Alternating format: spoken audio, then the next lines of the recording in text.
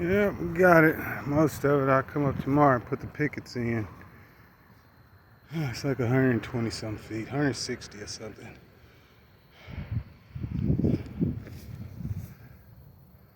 Shouldn't tell. I take the chain link down.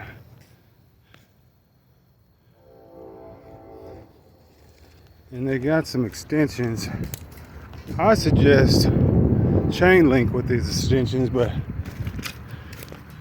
he's gonna try something new and put pickets, but they're lightweight. I believe they're cedar. Let's hopefully that. Oh, that's that east wind, east and west wind. It might just be good, blocking off that north and south.